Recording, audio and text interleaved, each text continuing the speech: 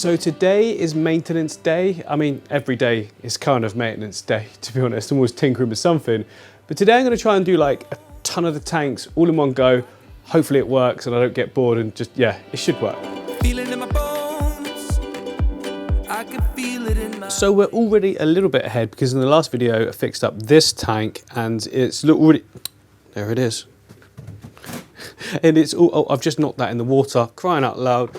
Stay. Yeah, the tank is looking fantastic, isn't it? Fish, look, you can see them all everywhere. The plant health is insane. Just, yeah, great. When I get on top of my maintenance, I really can make a tank look good.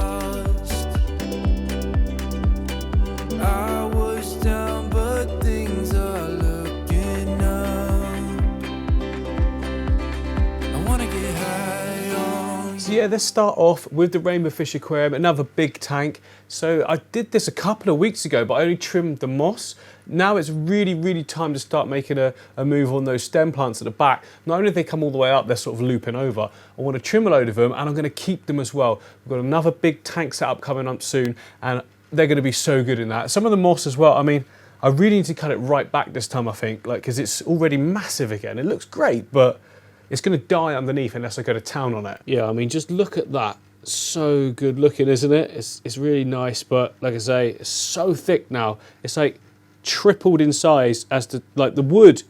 You can see how thick the wood is, and that's running up the centre.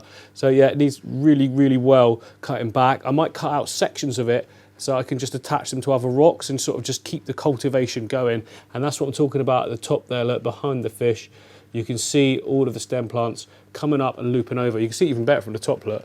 Look at that. It's no wonder they're growing so well, look. The light is right there. Just LED floodlights, remember guys, they grow plants so well. Now I know I've said previously to you guys that I hate like squaring off plants, so cutting the stems all at the same level, but there really isn't any other option in this tank, is there? Because all of the stems have grown so long that it's not like they're at variable sort of heights. Because if they're at variable heights, I'll just trim the long ones and the short ones will stay. I'm doing a lot with my hands right now, but hopefully you understand what I'm saying. Right, before I completely tear up these guys' tank, I'm going to give them a load of food because why not? No need for the silly noises, is there? Look at that, bang, bang, bang, jumping everywhere.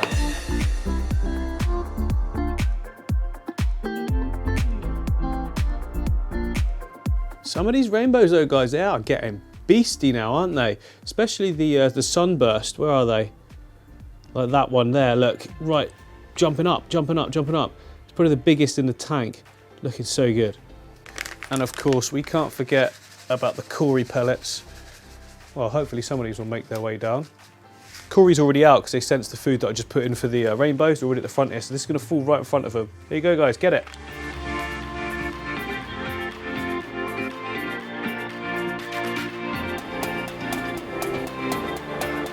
So one of the first things that needs sorting out is the filter. Can you hear this? Hang on, let me unplug the mic. Can you hear that?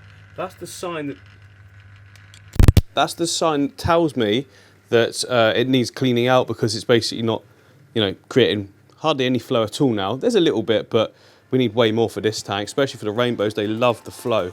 So clean that out quickly.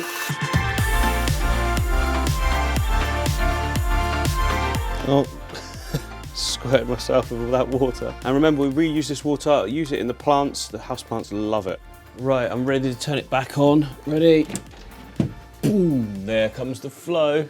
The fish loving it. I know it looks like a lot, right? Hang on, once you get into it, they absolutely love it. That's how it's always been. Plants grow great. You know, the tank stays algae free. And these rainbow fish absolutely love it. Look, see, they're built for it. They're built for that speed. Although now having done that, I do need to shut it off because if I keep that flow going and we're trimming everything, it's just gonna blow it everywhere. It's not gonna take long at all to do because I'm just gonna, like say, hack it off in the back there in big sections.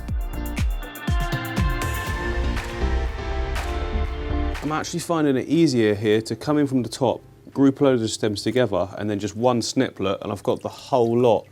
Put it in my little tub here. I've got so many stems here, it's unreal. This is why plants are such a good investment. Once you've got a good group going like this, all you've got to do is snip it every now and again, and you've got enough plants to do a whole brand new setup. Probably going to have even more than that, to be honest. There we go, that is a lot of the stems all trimmed off. tank looks a bit of a mess. All the floating plants, I took those out as well and trimmed off the roots because the roots were actually going right down into the substrate system, so I had to pull them free of that. But look over here, over by the sink, here is all the plants that I've trimmed off. So many of them. So all I'm going to do with these is just clump them together, put a plant weight around each of them, and just dump them in this back corner of this tank until I'm doing a new setup. Then I can use them all again. If you don't have a spare tank to do that in, well, then you can't do that. Obviously, but I suppose you can get like a tub and fill up with water. They'll be all right in there, a little bit of ferts in the water. They'll be there like for a week or so, something like that. It should be pretty good. But yeah, it's just a case now of sort of like scooping all the crud out, like all these little bits of trimmings, topping the water up a little bit, and away we go.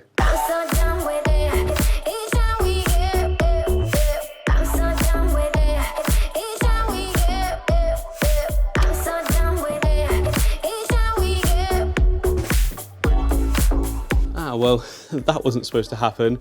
I guess with the flow going around more, we're gonna just have to let the plants settle like they did last time. They'll find a place and I'll just start rooting in that area. Hopefully not right in the center like that. Right, so a few hours later, everything is cleared up beautifully. I've left a few of the stems, you can see the back there, just for, I didn't want to just cut everything out. I've also left the reds down here, the Rotala H-Ra, because I wanted to grow a little bit longer before I trim them, because those ones I will replant. Be good to get a nice big thick section of those. And over the top here, look, you can see as well, the Limnophylla at the back, which is a real fast growing stem plant. I've left those because if we cut everything, we're leaving ourselves open to the possibility of an algae bloom. So we've got some, established stems still growing. We've got new ones that are going to come through. It should be all good. I'm also not touching the moss this time because I've got a big build coming up and I want to use sections of this to wrap on the wood in the new tank. Ordinarily though, I would definitely be taking a big chunk of that out. Right, next up, I'm over at the Electric Blue Cara tank. These guys are getting a good size. I've not really done a lot with their tank purely because we've got something coming up soon. Like I say, the big build I'm doing next is the tank next to them, the Amazon tank. They're going to be combined over there with the fish. The fish over there are nice and big, you see. Now my Electric Blue Cara here, look at the size wise, I'd say they're about halfway grown. They're going to double that size at least. They're not a small fish and they're probably about the biggest fish I'd be willing to keep. Look at this one at the back there. So pretty, right? Look at the colours. Absolutely amazing. Look, oh, brilliant. Sorry, yeah, where was I? So the fish over here in this tank, oh, it's all gone. All gone dark. Yeah, the fish over here in this tank, so we've got the Colombian tetras here, we've got some nice Bolivian rams, we've got a load of tetras as well. The tetras are big and chunky, so they're not going to be any danger of these getting eaten by the Electric Blue Cara. And I'm also going to change the whole setup so there's just so much more room, because at the moment, this just is not working. I mean, it's quite naturalistic. Massively shaded area down here, for instance, with, well, you can just see now there's some cories hiding in amongst all this sort of, what would you call this, mulm, I guess? It's just sort of leaves that are broken down to the point now where it's hard to distinguish any sort of shape to them. The cories seem to love sifting through it. Anyway, so yeah, I'm not going to be doing anything with this tank, but it does need a bit of a clean up and a trim up on this one. It's a bright light though, so we've got quite a lot of plants all in the top section up here. Now, I'm a little worried that if I start hacking those off, there will be an algae explosion in this tank. So I'm just going to take it easy with the maintenance on this one, clean the glass up and just take out some of the plants that are taking over. So all things considered, the glass on this one is not too bad. We've got a little, oh sorry fella, we've got a little touch of green spot algae, but nothing sort of on there really strong. Look, I'm not putting a lot of force on here and it's all coming off nice and easy. Look at how good that Limnophylla looks though. Oh, it's just like glowing, it's so green. Lots of people always asking me, how do you get that sort of scum line off the top? This is the answer, it's the razor blade scraper, because obviously you can get mineral deposits that go all the way around the tank, and this just gets rid of it. So easy. Now we have got a decent build up of biofilm on the top here, you can see. The reason for that is that the skimmer is currently hiding behind that plant, so it's not getting all the water going down it. Oh, it is now, look, see? Maybe this plant is obviously coming in from the other aquarium. It is a Monstera, and it just keeps, oh, it's so difficult to keep it up, look, trying to hook it. But again, like this is all coming down soon, so that's why I'm not too fussed with it. There we go, that's better. It's all looping forwards. Right, even just by scraping the glass and removing those plants that were blocking some of the light, look, the Electric Blue Acaras are now starting to explore everywhere. Hello, I love it when they do that, they pop out. So I think I'm going to use a couple of these Amazon swords in the new setup over that side. It makes sense, doesn't it? These fish love Amazon swords. It's from the rivers that they're in, including the Colombian tetras and the Bolivian rams. So we can do something really cool. I mean, I always struggle with reflections on this tank, guys, like that one there. The only way around it is to turn off all the lights, and it takes forever. So who cares? So at the back here, right underneath the light, this is the Asta F120, is it? So right underneath it, look, we've got this sort of build up of, oh, that's kind of gross. It's like bubbly algae, but it's all staying in one place. It's one of those ones where it's like, if it's staying there and not going like everywhere else on the tank, you kind of just want to leave it, because you could upset things by removing it. I don't know, it's kind of shielding the light in that back area. Maybe that's good, maybe that's bad, I don't know. It's probably best just to remove it though, isn't it? Right, weapon of choice, just a net. Hopefully this works. Oh, maybe it won't, I don't know. Oh, it's just because it's a decaying leaf, that makes sense. So as soon as I break off the leaf, oh, one of the fish just bit my finger. Yeah, look, oh, okay, that makes sense now. That one's not decaying, yes it is. It's a broken off leaf, I see. Ones that aren't growing, I literally got this big gunk. I can pick it up with my hands because it's attached to things. Again, a big decaying leaf, rip it off. That makes me feel a little bit better that there's some kind of balance. So guys, there's one for you. If you ever find that you've got leaves in your aquarium that aren't up to optimum health, like sort of browning or anything like that, just take them out no matter what. Even if like 70% of the plant is like that, just take them off and keep the good leaves, because I'm seeing there we've got those clumps of algae just on bad leaves. So hopefully that resolves the issue. Yeah, it's like this plant here, for whatever reason, has got a load of bad leaves on it. So we want to just get rid of all of these, because when they're underwater decaying, it's not great obviously, because they'll be, you know, releasing nutrients into a water column. But the problem is when they break off and float on the surface right underneath the light, they just seem to grow so much algae on the top of them. And then there's a chain reaction, isn't there, of course, and there's more algae. Algae seems to make algae. I'm not entirely sure how that works, but there we go. Look, I'm being ruthless here. I'm just, anything that's got any sort of brown bits on it, I'm going down the plant, breaking it down low, and then just pulling it to the surface. And then this way, we're only left with beautiful green plants. And there we go, look, that shows just how much pruning was required. Like, I've taken off any leaf that didn't look in maximum health. And there's a lot, it's thinned out a lot, but that is what is needed. So I have just removed a lot of plants there. Look at that, I filled up half the bucket with the leaves. The next thing to do is just to top up the water, because it's evaporated this much in the last few months, I guess. I mean, I haven't done anything to this tank in such a long time. I've been obviously checking the fish, feeding the fish, that kind of thing, just because I know there's going to be that transition soon. But yeah, I mean, the filter probably needs a service as well, but I'm not going to worry, it's still going quite good. Just top the water up, and then we'll get all that. Actually, look, all the biofilm is pretty much gone already, just because we've cleared it, and it can go down the skimmer now. Anyway, let's top it up, and then these guys can have some food as well. Right, it is now the next day. Look at that, looking really, really good again. You can really see the fish, and you can see into the depths of the tank. Now, I was really just pruning that because I wanted to see which of these plants are going to be able to be reused again. This Amazon sword at the front here is looking so good, so I'm definitely going to use that. I'm probably going to take one out as well and put it into the angelfish tank. And the reason being because we're still getting the angels hiding quite a bit. They're tucked in this little corner back here. So I reduced the flow again. Since I last said I reduced the flow, I took out the filter that we had there and put a smaller one in now, and you can see it's just gently trickling the surface. Really, really is low flow now, so it's probably a brightness issue. The fish don't like that it's so bright, and I'm thinking of putting a nice big Amazon sword in this middle section. Yes, it will remove that negative space, but if it's nicer for the fish, that's what's most important, isn't it? They're living things at the end of the day. We've got to be able to provide for them and all their needs. I mean, all the other fish are absolutely loving life. Look, I love these rummy nose. Yeah, but if changes need to happen and you need to evolve the tank, then that's what you've got to do. I've just done a water test as well, and everything is absolutely perfect. Not a single bit of nitrite and not a single bit of ammonia, so we're all good there. But let's give you guys some food. Like, what I do is take a big pinch, I squeeze it tight so it stays together, and just let it float. And then these guys just can pick it up off the surface. Look, they'll chase that down. Go on, go on. He's just finished his mouthful, isn't he? There's more there. Go. Oh yeah, we've got massive Siamese algae eater in as well, doing a really good job of eating up any thread algae. There's no sort of thread algae. People tell me off for saying Fred with an F. No, it's thread.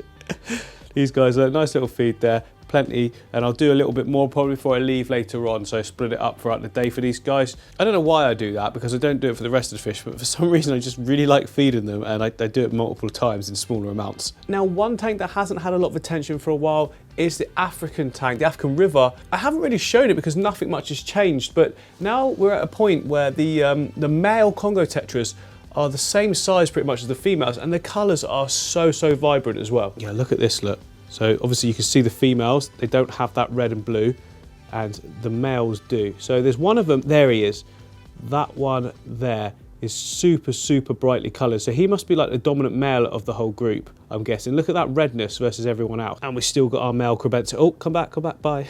Male crebensis, we've still got all of the babies as well. There's so many babies in this tank. And the thing is that I really like how everything is. It's not too big. It's like, I don't know, it's like a little underwater world. I don't really feel the need to do anything other than a water change on it, which, you know, you don't need to see me do a water change. There's a few little spots up here that have got some of this weird, is it black beard algae, but not black? I don't know. It's like, it's hard to describe it. It's like a little fluff ball that's on certain pieces, like down here as well. So what I'm going to do is add in some of the CO2 booster to that, and that will just sort of melt it off. It's not enough in there to warrant me going in and targeting each area. I suppose I could do, but what I normally tend to do is I try and do like a tank thing first with CO2 booster. If that doesn't work, I'll do spot treating. So like, yeah, on that wood. See? Okay, hello. Oh, look. Hello to you. Also, what I haven't done that I do need to do is get in here and trim off the lilies because we've lost all the beautiful leaves we had down low, because quite a few times I let them get to the surface, and if you do that, then you don't get the leaves growing underneath, and it doesn't go compact, it just keeps sending up. If it knows that there's a surface, it wants to get to the surface because there's way more CO2 obviously in the atmosphere, more light as well because it's directly under those LED floodlights. So we'll do a little bit of a glass scrape, bit of a water change, and then I can scoop out some of this sort of cruddiness as well, dead plants. Quite a bit here of the crystal wart, also known as Rickia, which isn't a moss, but it's a liverwort, but never mind. We often put it in our aquariums as if it's a moss. Oh, it's all fallen back out of my net again. There we go, nice and clean.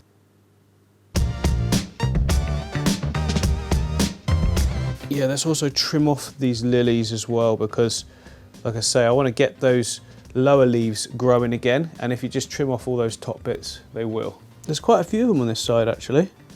Snippety snip. Any more? Oh yeah, that one's a long one, really long one. And then we just add the CO2 booster.